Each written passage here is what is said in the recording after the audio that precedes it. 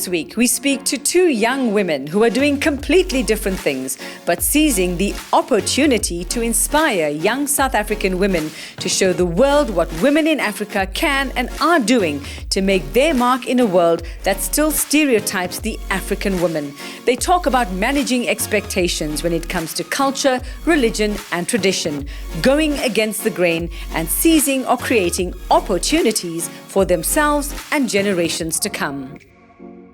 Hi everyone, what a topic we have for you today. It's traditional. Yes, traditional. Today we chat to two young women about how and where they're seeing South African women and African women find their place on the international stage, all the while managing expectations when it comes to culture, religion, and tradition. How are women going against the grain and seizing opportunities to do what they want and need for themselves? Let's say hello to our two beautiful young guests. We've got Mokgao Seshweni, the woman behind the Lazy Makoti, award-winning chef and author, and Tracy Moyane, communications manager for the Imbumba Foundation and project manager for Trek for Mandela.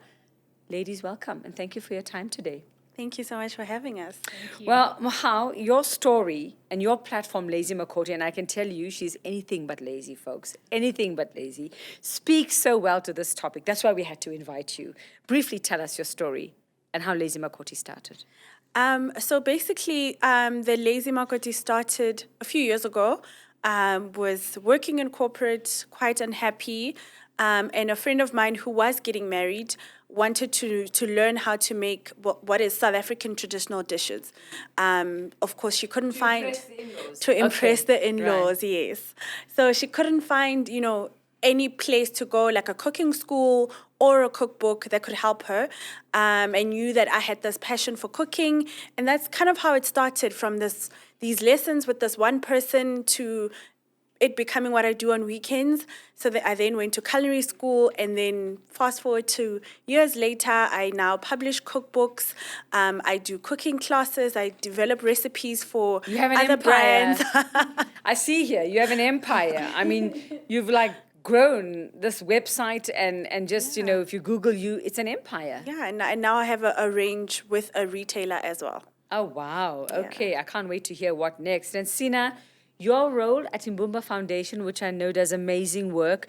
And also, you literally have climbed mountains to make a difference for young women and girls in South Africa and Africa. Tell us about that. Yes, so I work for the Imbumba Foundation, also similar to my sister sitting here next to me, also started in corporate, was unhappy and decided to make a change and join a foundation.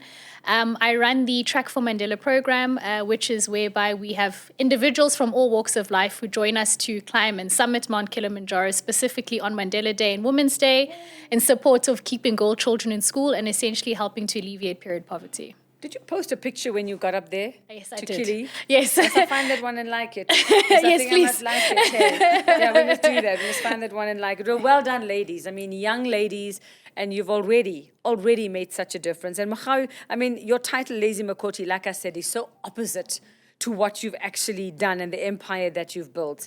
And I want to know personally, how have you evolved inside because of this as a young woman? How do you see the role of the so-called Makotis out there also evolving in South Africa and on the continent? I think just the name, the Lazy Makoti, was sort of a poke at all these expectations that continue to exist for... So back then already you were taking the digs. Okay. I was. Yeah. So just poking fun at, all these expectations that still exist. I think it's why so many people feel like they resonate with the Lazy Makoti and the brand ethos of it, which is essentially making cooking easy. That's all that it is. It's making cooking easy, and solutions to the problem of what's for dinner. And how I think I have changed has just been, I guess, knowing that there's just so much possibility. As a young woman in South Africa, I think this is one of the most exciting times to be young and to be a woman, because so many opportunities. I mean, I always joke about how I'm the girl that started a business off of teaching people how to make pap. How crazy is that?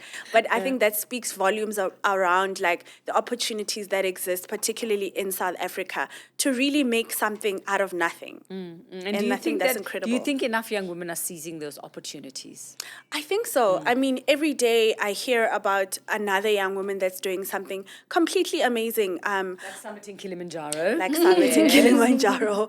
And I think that it's changing because of how we're not glamorizing, like, say, Silicon Valley as, that's how you make an impact and that's how you do something great. But really is in solving the little and big problems that exist where you are. The problem that existed where I was there were all these women who wanted to learn how to cook. How do I make it easier and more accessible? And that's exactly what I did. Well, Sina, you obviously, empowering women in a different way. You're empowering women in what you do, Mchau. Sina, you empowering women in what you do. The empowerment of women obviously seems to be a passion for you in terms of, you summited Kili. Yes, it's got to do with, providing pads for young girls just so they can go to school and not miss out and get that education. Tell us about your passion. Tell us what it is that drives you. When you were summiting, when you were climbing that mountain, what was going on in your mind? What were the pictures you were forming of the young South African girls and African girls? And even in those moments where you thought, oh, can I stop now? And can I just give up and go back to base camp, maybe? Yes, so I think firstly for me, working so closely with the Caring for Girls program, menstrual cycles are something that we take for granted, and we don't realize how there's some girls who have no support and that they actually can't continue. And if you kind of put yourself in their shoes, it does hit home, because you start your period and life goes on. But there's other people where life actually cannot move at all. And that obviously then impacts their education. Myself, being empowered as a woman and not having those kinds of issues, I just felt like it is my duty to impart and empower others, And being on Kilimanjaro is very, very interesting. It definitely challenges you more mentally than physically, because the first 3 days are nice, it's easy, and then you get to summit night where you start summiting the night before, and it's a 10-hour hike essentially to reach the top. It tests you, it's sub-zero temperatures, but I think for me it was just that I have nothing to lose. Yeah. I'm here because I have nothing to lose, and I wanted to do this, so every step forward is a step forward, irrespective of how slow or how small it is, it's progress, and that's...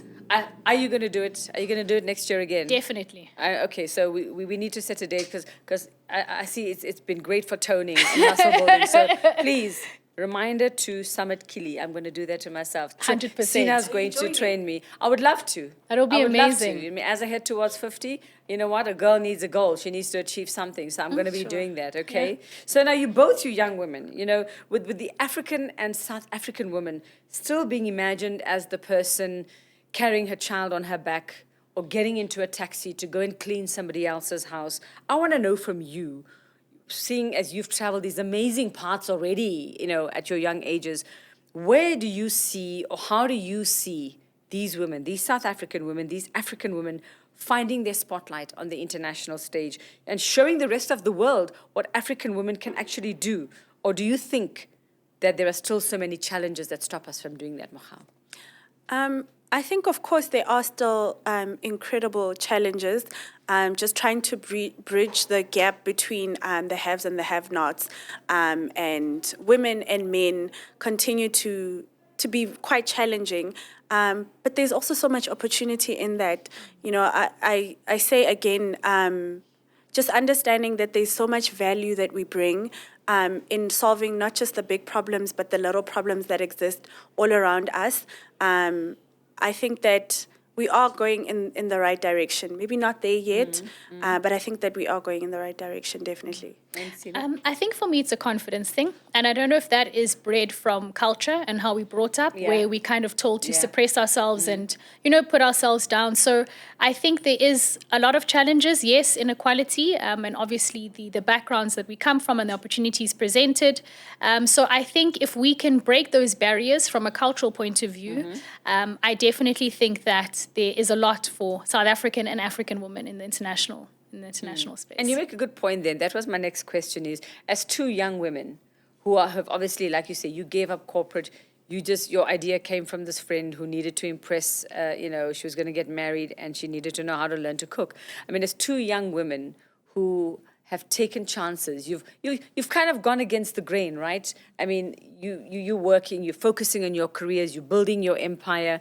And I'm asking this because I know when I go home to mom still, I'm like, don't worry, I'll wash the dishes, or you feel bad. No, mom, you feel you have to do all those daughterly things, all those womanly things. And it's not that it's expected of me, but it's already ingrained in us. Do you find when you leave work and you walk through the doors at home, whether you're living on your own, that already might be something that goes against the grain, that you have your own homes, you're living alone, you're not living with relatives or your parents. Do you find that when you go to family functions, when you go to cultural things at home or weddings, whatever it is, that you're still expected to go back to that makoti role? I think I'm one of the lucky people that come from a family where not everything, like domestication is not gendered. So I grew up watching my dad cooking. My uncles all cook. Everybody sort of, everybody's sort of in the mix together. So I think I'm lucky that way, which I know is quite unusual. But yeah, there obviously are those expectations still in other like extended family where you are expected because you are a girl or a woman. These are the things that are expected of you. I don't know. But it doesn't bother you, hey? I mean, does it bother you? Does it bother you? When you're sitting in your empire, when you're sitting in your penthouse from this empire, Michal, and selling all those cookbooks and signing those cookbooks and all of that. Does it niggle you a little bit sometimes that people have those expectations? I think it might be like a cultural thing. It honestly doesn't bother me. I'm happy to be able to be in that community and to contribute that way, and to be included in that way, because that is how we fellowship. That's how I contribute. Where it does bother me is in the younger girls, where my younger cousins are expected as girls to do this and not the boy children. That's where it maybe bothers me. But for me personally, I really enjoy being able to contribute and to fellowship that way. And Sina, I mean, I know your family. I know your dad very well. He was my work husband for many, many years. And I know how open-minded he is as well. And your mum, and you're one of four. And tell us about, just... Do you feel also, is there a something there for you? So, I mean, yes, growing up in a family that is open-minded and very similar in the sense where, certain things about being domesticated is not gender specific, but to a certain degree it was placed more on the woman because my mom is Mozambican.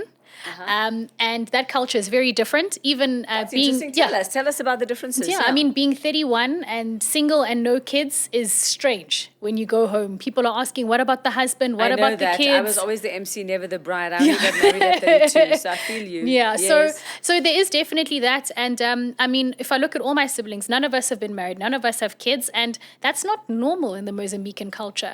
I think if we did grow up in Mozambique, definitely by now we would have, all had at least one child. I told your dad he could borrow mine as grandchildren. Sorry, okay. Please, maybe just to ease that. So, but I think at home, with parents and siblings, there isn't that pressure. I'm sure my parents would love to be grandkids, to have grandkids rather, but all in good time. But I mean, Mozambican women are still very traditional in the sense where, you have to be domesticated, you have to take care of your husband and your kids. And I mean, my grandmother, when she found out that I moved out a couple of years ago, she was like, "Is she married?" That was the first question. Wow, and my mom was like, "No, she did it on her own." At the front door to see who's coming and going.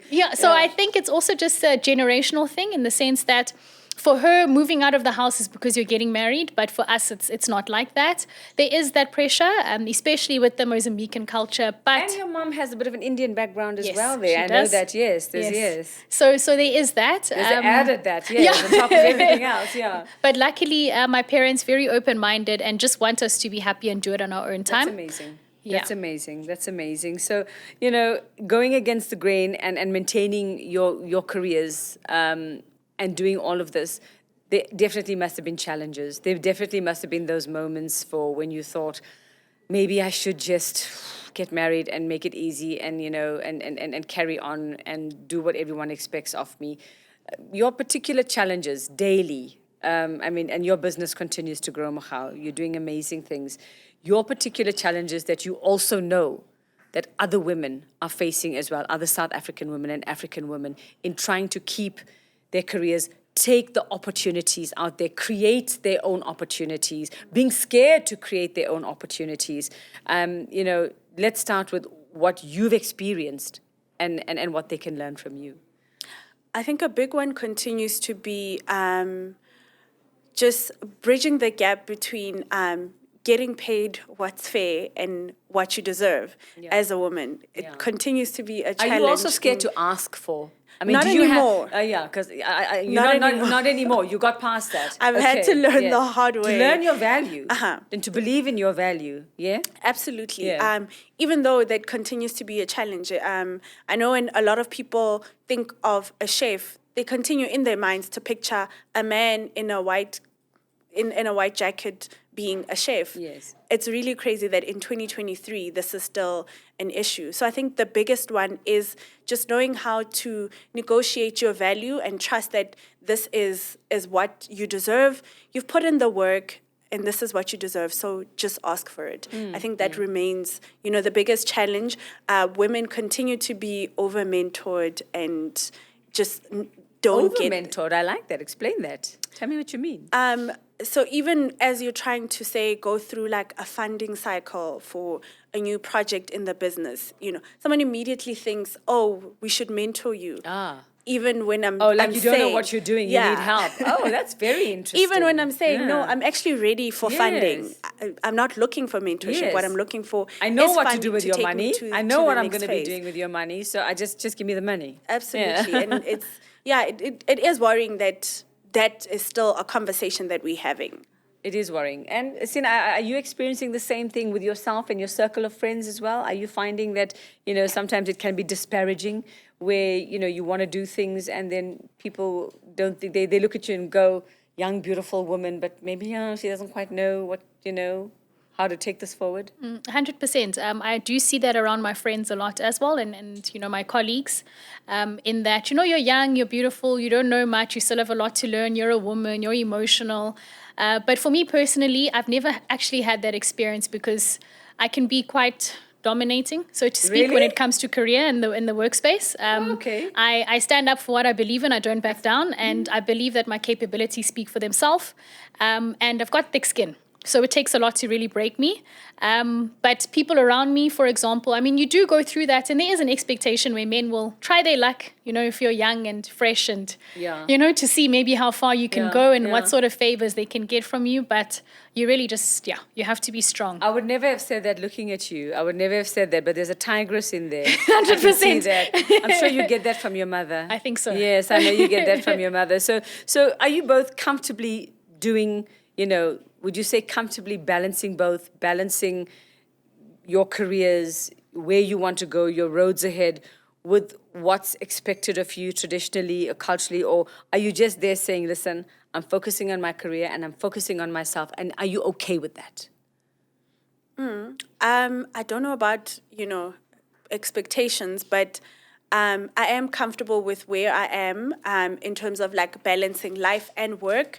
It's obviously not linear. Sometimes there's more work than there is life, but I'm very comfortable with not meeting whatever the societal expectation is. Yeah, And I'm just doing talking me. in terms specifically of what you do, Macha. You're teaching women, and men probably, people now, how to cook, but it started off with teaching a woman how to cook because she was going to get married. and we're talking traditional, and for me, when I was preparing for this, and I just thought, wow, from what we're talking today about breaking away, it's a bit of a contrast. It's a contradiction, but you've taken that and you've turned it into saying lazy makoti, yes, but not lazy makoti. And how do you wake up when you wake up every morning? I just want to know the thoughts that run through your head from how it started, which was traditional, to now traditional. Give me the money. I know what I'm going to do with it. I don't need you to tell me what to do with it. Yeah. I think it's been incredible how the business has evolved and continues to evolve. Like you're saying, it started out with just cooking classes, and now it's evolved to even cookbooks. Now I have a kitchen range in a retailer. Have you gone international? Yeah, the And how's books that been are received? actually published in the UK and the US as well. Incredible reception. So I think, especially because of the evolution of the business, I know that the Lazy Makoti will look maybe different in like the next 5 years. Maybe your entire kitchen will be the Lazy Makoti with like a Lazy Makoti fridge and everything. Oh, and who a knows? kettle and a toaster. So who knows? Oh, wow. Okay. So, and an espresso machine. I can see it. Yeah, so I see think in my mind, the sky is very much not the limit. Yes. The brand and the Lazy Makoti will continue to grow and become as I'm continuing to grow and so become. you're your brand and you're building your brand, and that's amazing. Absolutely. That's amazing. And Sina, you're also building your own brand. I mean, yes, you are working for a foundation. You've done Trek for Mandela. And I know you've done it. And you've been training for this for years. We've known each other a good couple of years. And for you, in terms of what next? What next for Sina, and what next for who you associate with? Your circle as well. And I want to know just your thoughts. When you wake up in the morning, what are you saying? What's your dreams? What's your vision for yourself in terms of being a young South African woman, and what you want to do for others? I mean, you're young enough already, but you're already thinking about those younger. You're thinking about leaving a legacy. What are your thoughts when you wake up and when you go to bed? So I think for me, waking up in the morning knowing that I'm going to empower someone else, change someone else's life, and going to bed at night knowing that even the smallest act of kindness could have a ripple effect and change someone's life completely. I think for me, irrespective of where I go and where I end up, as long as there's knowledge to be gained, and as long as I am helping people along the way, and just changing one person's life for me is literally the only thing that I look for.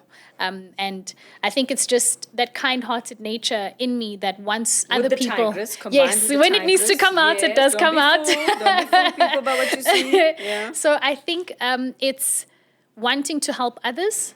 Also growing up, I would sometimes feel like, why am I so fortunate compared to my peers, compared to people around me? You felt fortunate? Definitely. And I'd wonder why me and why not them? It's not fair. So sometimes you become a bit ashamed of your privileged background, so to speak. And you Really? kind of, Why? Because Why? you just you look at your life and you think to yourself, but why do I have a stable family? Both parents are around and present. It's a loving home. You're not worried about anything feel guilty financial. about that? I used to feel guilty about it until I was told that I didn't choose this life. This life essentially chose me. So what you must do with the tools and resources that you then have is to give it to other people, impart it on other people. And I guess, working for a foundation and empowering other young women and just letting them know that, guys, it's okay. Yeah. It's okay. And your life will unfold the way it will unfold. I mean, even from a career point of view, I studied all the way up to my master's, did different investment courses, was in the investment industry for 5 years, telling myself, this is where I want to be. And then getting to a point where I'm like, actually, this is not what I want to be. I don't know where I want to go. And I've invested pretty much my whole life up until this point, thinking that, this was the journey that I was going to take. So I want to just let other people know that it's okay to just live and follow your heart, follow your passion, and everything will happen the way it's supposed to, and it will make sense. On that note, do you think that here in South Africa and on the continent, there are enough opportunities for young women like yourselves to actually do that?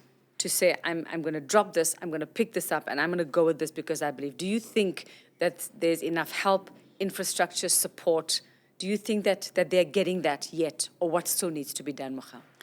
I think, especially on the continent, especially in our country, there are endless opportunities. purely because of how many problems we have. There's endless possibilities for us to come up with solutions to those problems. Yes. And honestly, right now, there are a lot of organizations that exist purely to help you as a young person, as a person of color, as a woman of color. There's just so many. It's just all about trying to find them and access that help. I honestly think that. And Sina, I'd like to know your thoughts on that one. I do think that there are lots of opportunities. I just think that our priorities are not straight. When you say our, who's the our? So, young people in the okay. country, let me say. I think Yeah, the and older... women especially in women, particular. exactly. Older generation, there was purpose. People were fighting for something bigger than themselves in this country. And now we don't really have anything else to fight for, in the sense that freedom is good, but too much freedom is also not a good thing, right? Because if you look at social media, you look at the social issues currently with the youth, and you look at, we were having this discussion just now to say how young people they're not enjoying being young. They're not enjoying being teenagers. They just grow up too quickly. Too much, yeah. It's too much to live up to, yeah. Exactly. So I think that there definitely are opportunities. I just think that we just need to reprioritize, ourselves, our values, and what it is that we want, and find purpose. Because without purpose, what are you waking up and to do? What are you doing? Okay. And, I just want as advice from the two of you who've taken the chances, you believed in yourselves, you've done the studying, you've pursued the careers, and then decided, this is actually what I want to do. This is what I've done. And building your own brands as such, both of you are. What is your wish, Machau, for South African women and girls, and African women and girls this Women's Month? My wish is for women to continue to recognize just how capable they are. I really, truly want them to know that, because it's amazing the things that women can do. And there's almost like this innate ability in us to multitask, to absolutely do everything that we want to do. I want women to know that there's so many opportunities. Many more opportunities exist in collaboration, especially. To go out there, and I know it sounds easier said than done, but it gets easier once you actually do it. And Sina, your wish? My wish is for women to know that they're enough. You don't have to be defined by one thing. I think that also you don't have to be masculine to be a certain way. I think you need to embrace your femininity. There's a lot of power in actually being feminine. So I think just as you are, you're enough. You don't have to put on certain masks or change your ways or your views to fit into whatever sort of situation or society that you're currently in. And expectations. 100%. So I just think that you're enough. And if you just accept yourself and everything that comes with it, opportunities are endless. I absolutely love it, ladies. Such wisdom and in such youth as well. I'm just texting your father. Dear partner, that's what we used to call Yes. it. Dear partner, I'm making you a madala, sending Surav and Suryana to live with you while you await grandchildren. Oh, I I'm think you'd sending be in so that happy. message, okay? Ladies, thank you so much. Such valuable advice coming. And I wish you both the best. You are going to do amazing things for young women and girls on this continent and in this country. Keep doing it. Keep climbing those mountains. We will. And give me my toaster when it comes. It's coming. Right, yeah. Now I want a kettle and a fridge as well. I actually want a coffee machine if you want. Your whole kitchen. Oh, my whole kitchen. Your You whole come fit kitchen. my kitchen. She's very good at decorating as well, so she's going to come and do that too. 100%. Thank you so much, and good luck. Thank you very much.